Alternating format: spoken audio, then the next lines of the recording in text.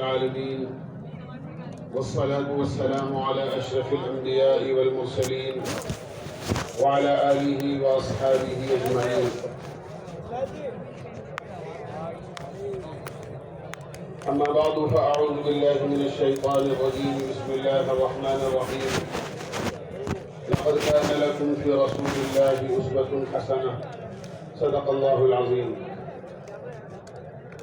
میرے بھائیوں، دوستوں، عزیزوں، بزرگوں، آپ حضرات جن کے بچوں اور بچیوں کے نکاح اس وقت میں اس مبارک نورانی روحانی مجلس میں اور اجتماع میں ہونے جا رہے ہیں، بڑے قابل مبارکباد ہیں.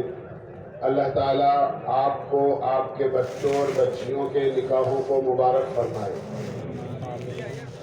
پورے مجمع کی دعائیں اور برکتیں لینے کے لیے آپ حضرات نے اپنے بچوں اور بچیوں کے نکاحوں کے لیے یہ اجتماع کی مجلس کا انتخاب کیا ہے. آپ حضرات بہت خوش نصیب ہیں. آقا مدنی سرکار دو عالم صلی اللہ علیہ وسلم معلم بن کر تشریف لائے ہیں پوری دنیا کے انسانوں کے لیے.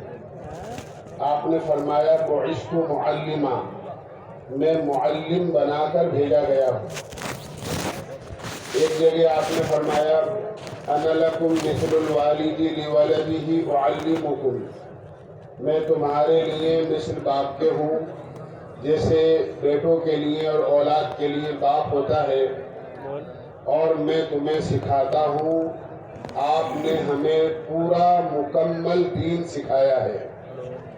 بچے کے پیدا ہونے سے لے کر نہیں، بلکہ بچے کی جب ابتدا ماں کے پیٹ میں ہوتی ہے اس وقت سے لے کر قبر کے گڑھے اور قبر میں دفن کیے جانے تک جو کچھ انسان کی زندگی پر حالات گزرتے ہیں، اللہ کے نبی نے ہر حال کا دین ہمیں سکھایا ہے. آپ نے جس طرح ہمیں ایمان سکھایا، نماز سکھائی، روزہ رکھنا سکھایا، زکوٰۃ دینا سکھایا، حج کرنا سکھایا، گھر کی زندگی سکھائی، باہر کا کاروبار اور لین دین سکھایا، اسی طرح ایک بڑی ذمہ داری ماں باپ کے اوپر یہ ہوتی ہے کہ جب بچے اور بچیاں جوان ہو جائیں اور شادی کے قابل ہو جائیں تو ان کے ہاتھ پیلے کر دیے جائیں، ان کی شادی کر دی جائے، ان کا نکاح کر دیا جائے. یہ ایک ماں باپ پر بڑی ذمہ داری ہوتی ہے. اس کا دین بھی اللہ کے نبی علیہ السلام نے ہمیں سکھایا ہے. شادی کا سب سے بڑا دین ہمیں یہ یاد رکھنا چاہیے کہ سادگی اور کم خرچ کے ساتھ شادی ہے.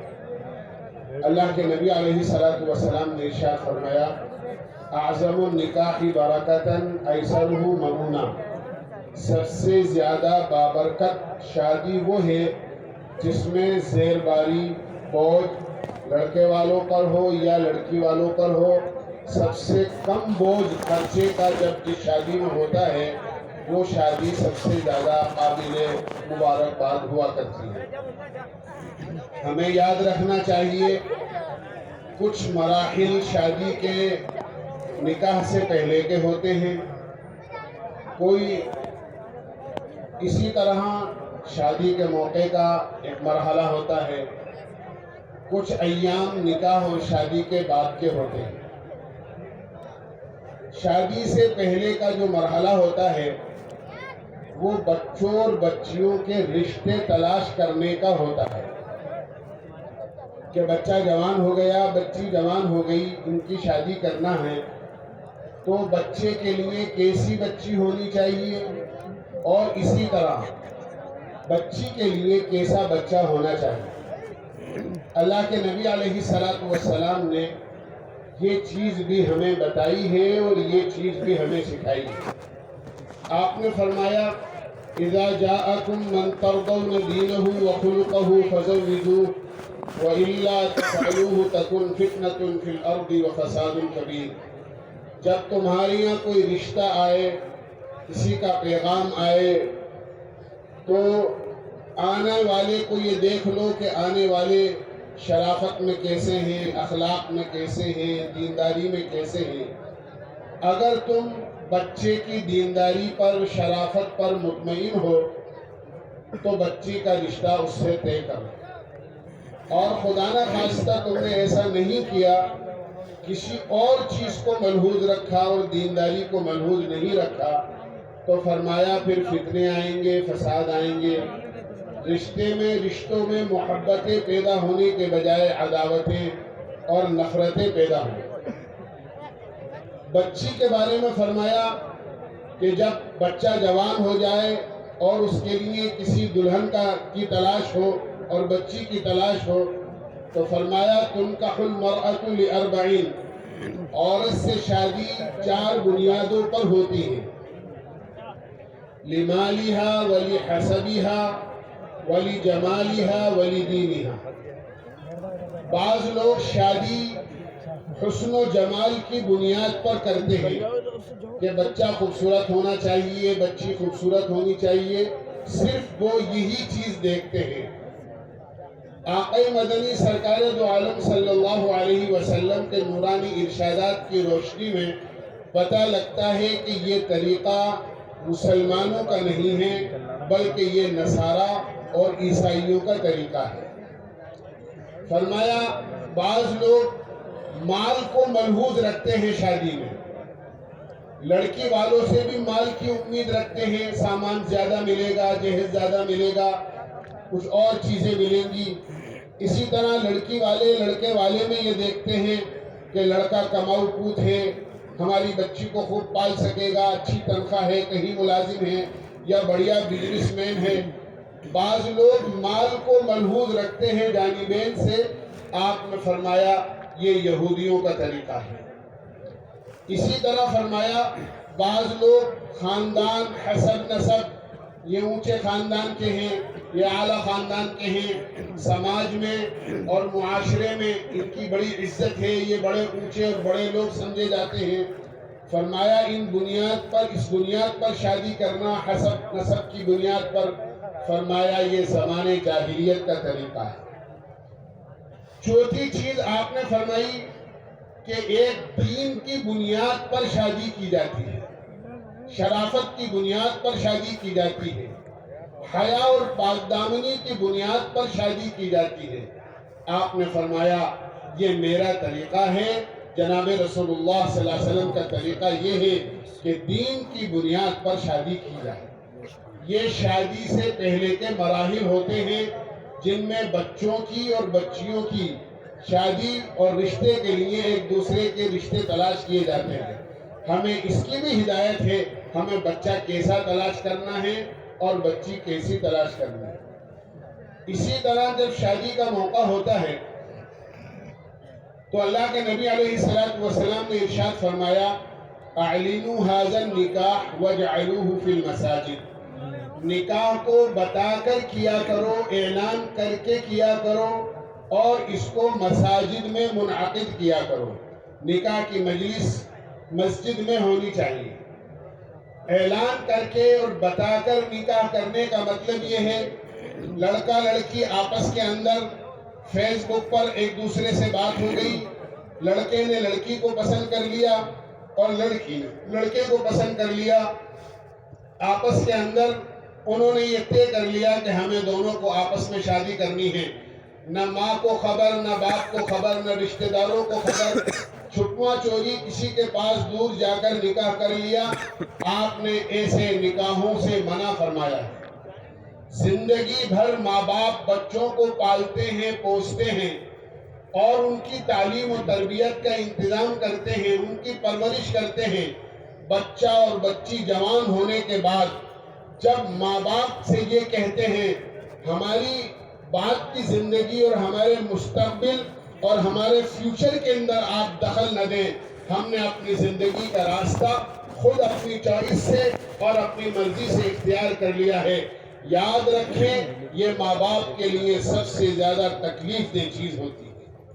اس لیے فرمایا چھپوا چوری نکاح مت کرو، بلکہ بتا کر ماں باپ کو خوش کر کے ماں باپ کی مرضی سے شادی کرو۔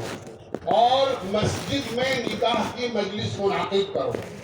مجلس میں عام طور سے لوگ نماز کے اندر آتے ہیں اور نماز میں مجمع موجود ہوتا ہی ہے، وہاں آ جائیں اور آنے کے بعد میں کسی بھی نماز کے بعد میں نکاح ہو جائے. لڑکی والے بھی آ جائیں، لڑکے والے بھی آ جائیں اور مسجد میں نکاح منعقد ہو جائے. مسجد میں نکاح منعقد کرنے اور نکاح کرنے میں بڑی مصلحت یہ ہے کہ نکاح ایک عبادت ہے، اور عبادت کا سب سے اونچا اور سب سے افضل جو مقام ہے وہ اللہ کا گھر اور مسجد ہے. لہذا اس عبادت کو بھی مسجد میں کرنا زیادہ بہتر اور افضل ہے. دوسری چیز یہ ہے کہ نکاح جب مسجد سے باہر ہوتا ہے تو ہم جانتے ہیں کہ نکاح کتنی خرافات سے، لایعنی چیزوں سے اور رسومات سے گھرا ہوا ہوتا ہے.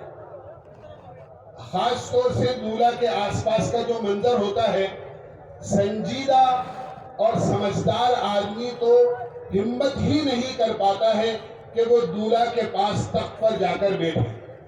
اس کے دوست احباب اس کے قریب بیٹھے ہوتے ہیں، اور اگر وہ کسی گھوڑے یا گھوڑی پر بیٹھ کر آیا ہے اور وہ تخت کے پاس آ کر گھوڑے یا گھوڑی سے اترا ہے تو وہ دوستوں کے سارے جوتے اس گھوڑے کی لید میں بھرے ہوئے ہوتے ہیں، اور وہ سفید چادر جو اس وقت میں تخت پر بچھائی جاتی ہے وہ سب ان جوتوں کے ساتھ اس چادر پر چڑھتے ہیں اور پوری چادر ناپاک ہو جاتی ہے. ان بیٹھنے والوں کو ذرا بھی اس بات کا شعور نہیں ہوتا کہ ہم کیا کر رہے ہیں، چادر کتنی ناپاک ہو گئی ہے، ہمارے کپڑوں کا کیا حشر ہوگا، اور اگر کوئی نمازی پاک کپڑے والا آ کر اس چادر پر بیٹھے گا تو اس کے کپڑوں کا کیا حشر ہوگا. اور پھر بے شعوری کی بات یہ ہوتی ہے کہ کوئی نکاح پڑھانے کے لیے حافظ صاحب، مولوی صاحب، قاری صاحب، قاضی صاحب آئے تو بڑے اکرام کے ساتھ کہتے ہیں آئیے تشریف رکھیے. یعنی جہاں آپ کا جوتا گھسا گیا ہے اور جہاں پر وہ گوبر کے نشانات ہیں آپ اور جوتے پہن کر آپ بیٹھے ہوئے ہیں، وہاں مولوی صاحب سے کہہ رہے ہیں آئیے تشریف رکھیے، مفتی صاحب بیٹھیے تشریف رکھیے. یہ احساس بھی ختم ہو جاتا ہے کہ اگر کوئی ناپاکی کسی امام کے کپڑوں پر لگ گئی اور خدا نہ خواستہ انہوں نے انہی کپڑوں سے جا کر مسجد میں نماز پڑھا دی، بے دہانی کے اندر انہیں یاد نہیں رہا، تو کتنے ان کے پیچھے نماز پڑھنے والوں کی نماز خراب ہو. یہ تو میں نے ایک مثال دی ہے، ورنہ آج نکاح اتنا بے حیثیت ہوتا جا رہا ہے کہ آپ دیکھیے شادی کے موقع پر مہینوں پہلے، دنوں پہلے ہر چیز کا نظم طے ہوتا ہے. شادی کہاں کرنی ہے، کون سے گارڈن میں کرنی ہے، کھانا کس سے بنوانا ہے، برتن کہاں سے منگوانے ہیں، کھانا کھلانے کے لیے گھر کے آدمی کھلائیں گے یا ویٹر بلائے جائیں گے، کھانے کے دعوت نامے اور شادی کے دعوت نامے کون تقسیم کرے گا، اس کو باقاعدہ پسند کرایا جاتا ہے. آپ دیکھیے ہر چیز کے لیے آدمی طے ہوتے ہیں، لیکن نکاح میں جن چیزوں کی ضرورت پیش آتی ہے اس کے لیے کوئی چیز طے نہیں ہوتی ہے. اور یہ منظر تو اس وقت سامنے آتا ہے اور دیکھنے کے قابل ہوتا ہے جب قاضی صاحب تخت پر آ کر بیٹھ جاتے ہیں اور جب وہ یہ کہتے ہیں بتائیے صاحب اس نکاح کا گواہ کون ہے اور اس نکاح کا وکیل کون ہے. اب وہ منظر دیکھنے کا ہوتا ہے، آئیے بھائی ان کو لے لو، آپ بن جاؤ، بھائی ان کو لے لو، بھائی آپ آ جاؤ، فلاں صاحب کو بلا لو. ایک عجیب کھیل ہوتا ہے، کوئی کہہ رہا میں نہیں بن سکوں گا، کوئی کہتا ہے ان کو لے لو، کوئی کہتا ہے ان کو لے لو، کوئی کہتا ہے ان کو گواہ بنا دو. یعنی آپ دیکھیے کہ نکاح اتنا بے حیثیت ہو گیا ہے کہ ہم نے ہر چیز کے آدمی طے کرے، لیکن اپنے بچے اور بچیوں کی شادی کے لیے یہ طے نہیں کیا کہ اس کا وکیل تو کون ہوگا اور ہمارے بچوں کی شادی میں گواہ کون ہوگا، تاکہ موقع پر وہ موجود رہیں اور موقع پر آسانی کے ساتھ نکاح نامے میں ان کے نام درج کر لیے جائیں. اس طرح کی بدنظمیاں اور بے نظمیاں ایک نہیں بلکہ کئی قسم کی ہوتی ہیں. ایک شادی سے پہلے میں نے عرض کیا جہیز، یہ تو کسی روایت میں سامان کا لینا یا اس کی امید رکھنا کہ لڑکی والا سامان دے گا. ارے لڑکی والا تو لڑکی دے رہا ہے، اپنی عزت دے رہا ہے آپ کو، اور پھر یہ امید رکھنا کہ ہاں صاحب لڑکی تو خیر دے ہی رہے ہو لیکن اور کیا دو گے؟ یہ بھی خوب بات ہے کہ لڑکی والا لڑکی بھی دے، سونے کا پلنگ بھی دے، کھانے پینے کے برتن بھی دے، استعمال کا فرنیچر بھی دے، آپ کو چلنے پھرنے کے لیے گاڑی اور سواری بھی دے۔ کتنا ظلم ہے اس لڑکی والوں پر جس سے لڑکے والے یہ امید رکھتے ہیں کہ یہاں سے ہمیں کوئی سامان ملے گا، اور دلیل اس بات کی دیتے ہیں کہ اللہ کے نبی علیہ السلام کی صاحبزادی حضرت فاطمہ کو بھی اللہ کے نبی نے سامان دیا تھا۔ یاد رکھیں انتہائی بھول ہے ان کی اور غلط فہمی میں ہے جو اس بات کو سمجھتے ہیں۔ حدیث پاک کا خلاصہ اور حدیث پاک کا مضمون یہ بتاتا ہے کہ حضرت علی رضی اللہ عنہ سے جب اللہ کے نبی نے پوچھا، ان کا پیغام جب آیا کہ تمہارے پاس کیا ہے، تو انہوں نے کہا میرے پاس تو کچھ نہیں۔ اللہ کے نبی نے فرمایا وہ زرہ کیا ہوئی جو فلاں جنگ کے موقع پر تمہارے پاس تھی؟ کہنے لگے اللہ کے نبی وہ تو ہے میرے پاس۔ اس کو منگوایا گیا اور اس کو منگوا کر بکوایا گیا، اور جو اس کی قیمت آئی اس قیمت سے کچھ ضرورت کا سامان اس لیے منگایا گیا کہ حضرت علی کا کوئی ولی نہیں تھا، اللہ کے نبی ہی کی کفالت کے اندر وہ پلا کرتے تھے، اور گھر بھی نہیں تھا۔ ایک صحابی نے کہا میرے 2 گھر ہیں، ایک میں رہتا ہوں، ایک گھر خالی پڑا ہوا ہے، کیا ہی اچھا ہو کہ علی اور فاطمہ رضی اللہ عنہما دونوں یہ اس مکان کے اندر رہ لیں۔ چونکہ نہ گھر تھا نہ در تھا، وہاں سامان کی ضرورت تھی، حضرت علی کی زرہ بکوا کر جو پیسے آئے اسی کا سامان گرہستی کا کچھ منگایا گیا۔ ایک چکی تھی، ایک بچھونا تھا، اور کوئی مشک تھی، اور کچھ اور سامان تھا، اور کچھ خوشبو تھی۔ لوگ یہ سمجھتے ہیں کہ اللہ کے نبی نے اپنی جیب خاص سے منگوایا، ہرگز ایسا نہیں کیا۔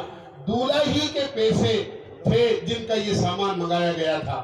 لہذا اگر کوئی سمجھتا ہے کہ باپ کے لیے جہیز دینا ضروری ہے تو یہ ہرگز مناسب نہیں ہے۔ اس سے زیادہ پریشانی کی چیز یہ ہے کہ باقاعدہ شادی کے موقع پر جہیز دکھانے کا ایک رواج پڑ گیا ہے، یا 2 دن یا 3 دن پہلے باقاعدہ جہیز دینے کا ایک رواج کہ آج جہیز دیا جا رہا ہے، دعوت ہو رہی ہے، لڑکے والے جہیز لینے آ رہے ہیں، باقاعدہ محلے کے لوگوں کو بتایا جا رہا ہے جہیز پھیلا کر کہ دیکھیے ہم نے اپنی بچی کو یہ سامان دیا ہے اور ہماری بچی یہ سامان لے کر جا رہی ہے، اور ہم بھول جاتے ہیں کہ ہمارا محلہ صرف ہمارے جیسے مالداروں کا نہیں ہے، اس محلے میں وہ غریب آدمی بھی رہتا ہے، اور ہماری بچی کا جہیز دیکھنے کے لیے اس غریب آدمی کی بچیاں بھی آ رہی ہیں جن کا باپ روزانہ اپنا ٹفن لے کر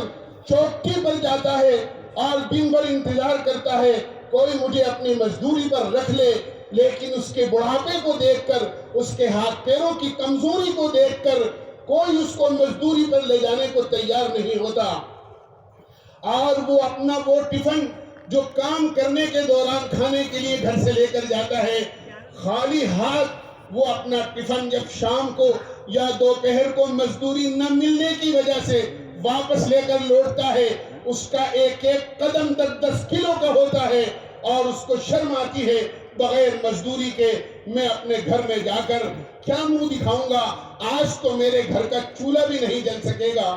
جب اس کی بچیاں اس مالدار آدمی کی بچی کا جہیز دیکھتے ہیں، کیا ان کے دل پر آرے چلتے ہوں گے اور ان کا دل کتنا دکھتا ہوگا، کاش میرے باپ کے پاس بھی کچھ ہوتا تو میرا باپ بھی آج ہماری شادی کر دیتا، ہماری عمریں زیادہ نہیں ہوتی اور ہم 30 سال اور 35 سال کی نہیں ہو جاتی اگر ہمارے باپ کے پاس بھی کچھ جہیز دینے کے لیے ہوگا۔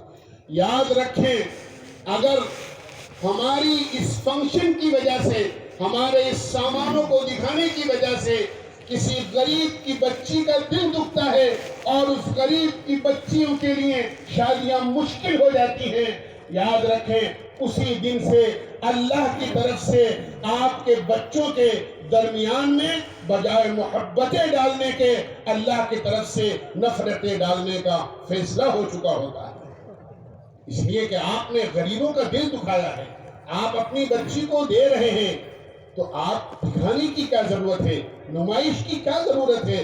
آپ نے اپنی بچی کو بچپن میں دودھ پلایا تو آپ نے کہا بیٹا دودھ کسی کو دکھاتے نہیں ہیں، خاموشی کے ساتھ میں آپ پی لو۔ بچی کو اچھا لقمہ آپ نے کھلایا، آپ نے چھپ کر کھلایا۔ آج بچی کو اپنے گھر سے رخصت کر رہے ہیں تو سامان دے کر دنیا کو کیوں دکھا رہے ہیں آپ؟ یہ انتہائی اسلام کے خلاف رسم ہے۔ میرے بھائیوں، دوستوں، بزرگوں، ہمیں اسے بالکل چھوڑ دینا چاہیے، ہمیں اس سے باز رہنا چاہیے۔ اسی طرح میرے بھائیوں، دوستوں، بزرگوں، کچھ شادی کے بعد کی باتیں ہوتی ہیں۔ نکاح ہو گیا، شادی ہو گئی، شادی ہونے کے بعد میں صرف دولہا والوں کے ذمے کام ہوتا ہے کہ وہ اپنے شادی کے بعد میں، رخصتی کے بعد میں ولیمہ کر دیں۔ دلہن والوں کے ذمے واپس سے کسی دن دولہا والوں کو بلانا اور ان کی دعوت کرنا، کوئی ان کی ذمہ داری نہیں ہے۔ انہوں نے نکاح کر دیا، بچی رخصت کر دی، بچی چلی، بس دولہا والوں کے ذمے ہیں کہ وہ ولیمہ کریں اور ولیمے میں غریب اور امیر کو شریک کریں اور اپنا ولیمہ بھی سادگی کے ساتھ کریں۔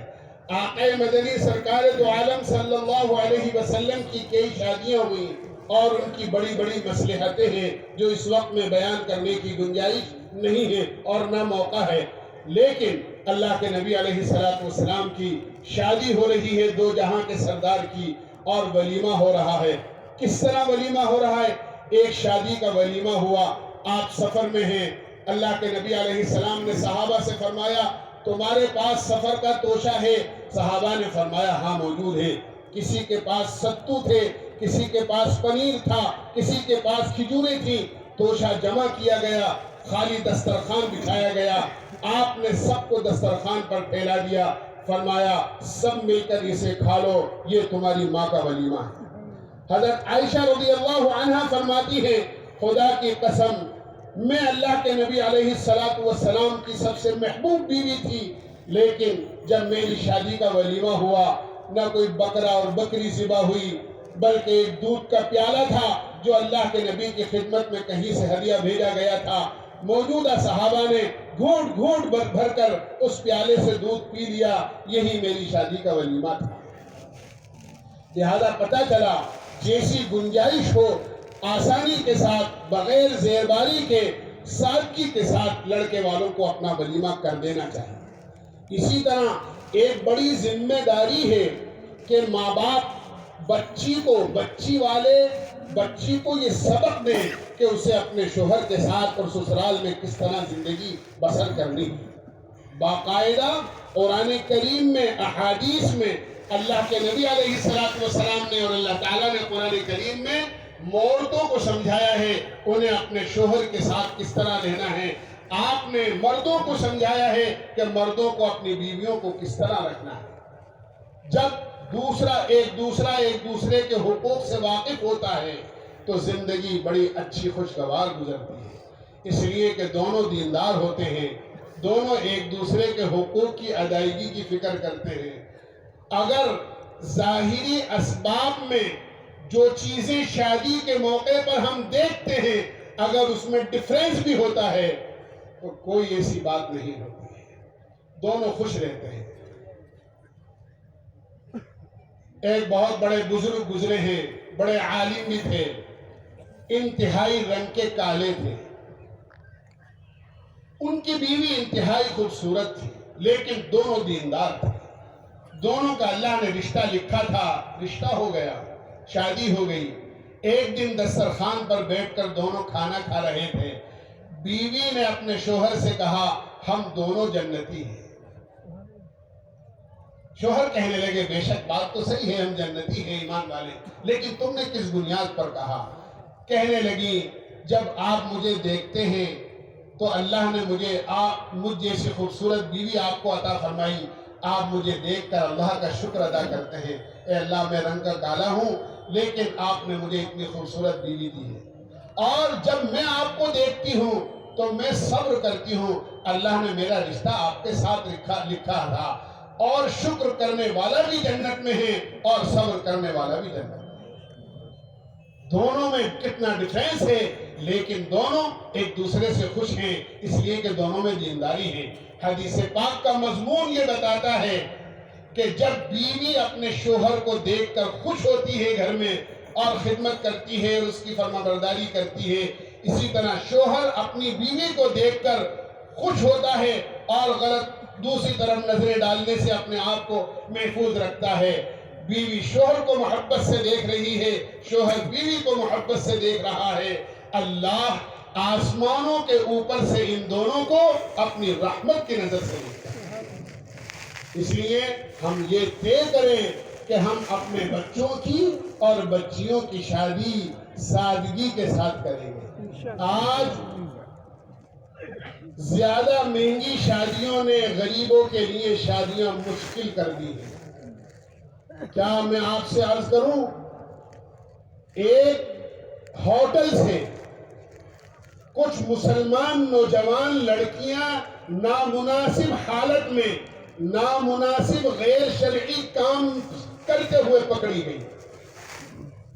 جب ان کو لا کر پوچھا گیا کہ تم نے اتنا بڑا غلط کام کا قدم کیوں اٹھایا، تو وہ رونے لگی اور کہنے لگی ہماری عمریں یہ ہوتی جا رہی ہیں، ہمارا باپ بہت غریب ہے، وہ ہمارے لیے جہیز کا انتظام نہیں کر سکتا، ہم کیا کرتے اپنی ضرورت اور خواہش پوری کرنے کے لیے سوائے گناہ کے راستے کے ہمیں کوئی راستہ نظر نہیں آیا۔ جب اس ٹیم نے جنہوں نے ان کو پکڑا تھا اور یہ سوال کیا تھا، ان سے پوچھا تم کس محلے میں رہتی ہو، کس بستی میں رہتی ہو، اس بستی میں جا کر انہوں نے دیکھا کہ یہ کن لوگوں کی بستی ہے، وہاں دیکھا 2 پان کی دکانیں ہیں جہاں پان ملتا ہے، سگریٹ ملتی ہے، گٹکا ملتا ہے، زردہ بکتا ہے۔ جب ان دونوں سے پوچھا کہ تمہاری سالانہ سیل کیا ہے، انہوں نے کہا ہماری دونوں دکانوں کی سالانہ سیل 25 لاکھ روپے ہے۔ جس محلے اور بستی کے لوگ پان، بیڑی، سگریٹ میں سال کے 25 لاکھ روپے خرچ کرتے ہوں، اس محلے اور بستی کی بچیاں جہیز نہ ہونے کی وجہ سے، اپنی غربت کی وجہ سے سڑکوں پر جا کر اپنا منہ کالا کر رہی ہیں، اور مالداروں کو ہوش نہیں آتا کہ ہم اپنا مال پان کھا کر تھوک دینے اور سگریٹ پی کر تھوک دینے کے بجائے اگر ان بچوں کی شادی کرتے تو کتنی دعائیں ان کی ہمیں ملتی۔ اس لیے میرے بھائیوں دوستوں بزرگوں، نیت کریں کہ جس طرح آج ہم اس محفل میں اور اس مبارک مجلس میں نکاح کر رہے ہیں، آئندہ انشاءاللہ کوئی غیر شرعی کام نہیں کریں گے، بلکہ رخصتی بچیوں کی اور ولیمہ انشاءاللہ سادگی کے ساتھ کریں گے بھائی انشاءاللہ۔ اب انشاءاللہ خطبہ ہوگا، سکون کے ساتھ خطبہ سنیں، اس کے بعد جو حضرات جہاں بیٹھے ہیں وہیں انشاءاللہ ان کے نکاح پڑھانے والے موجود ہیں، وہ نکاح پڑھائیں گے، اور بالکل سکون کا خیال رکھیں، کسی قسم کا انتشار نہ کریں۔ الحمدللہ نحمده ونستعینه ونستغفره ونؤمن به ونتوکل علیہ ونعوذ باللہ من شرور انفسنا ومن سیئات اعمالنا، من يهده الله فلا مضل له ومن يضلله فلا هادي له، ونشهد أن لا إله إلا الله وحده لا شريك له، ونشهد أن سيدنا ومولانا محمدا عبده ورسوله أرسله بالحق بشيرا ونذيرا، من يطع الله ورسوله فقد رشد، ومن يعص الله ورسوله فقد ضل وغوى. نسأل الله تبارك وتعالى أن يجعلنا ممن يطيعه ويطيع رسوله ويتبع رضوانه ويجتنب سخطه. أما بعد، أعوذ بالله من الشيطان الرجيم. بسم الله الرحمن الرحيم. يا أيها الناس اتقوا ربكم الذي خلقكم من نفس واحدة وخلق منها زوجها وبث منهما رجالا كثيرا ونساء، واتقوا الله الذي تساءلون به والأرحام، إن الله كان عليكم رقيبا.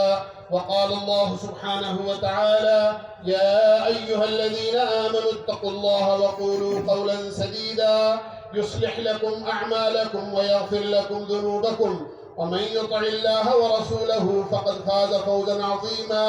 وقال النبي صلى الله عليه وسلم: أعظم النكاح بركة أيسره مؤونة. وقال النبي صلى الله عليه وسلم: النکاح من سنتی وقال فمن رغب عن سنتی فلیس منی او کما قال علیہ السلام. جو حضرات نکاح پڑھانے کے لیے متعین ہیں وہ حضرات اپنے اپنے ٹیبل پر نکاح پڑھا.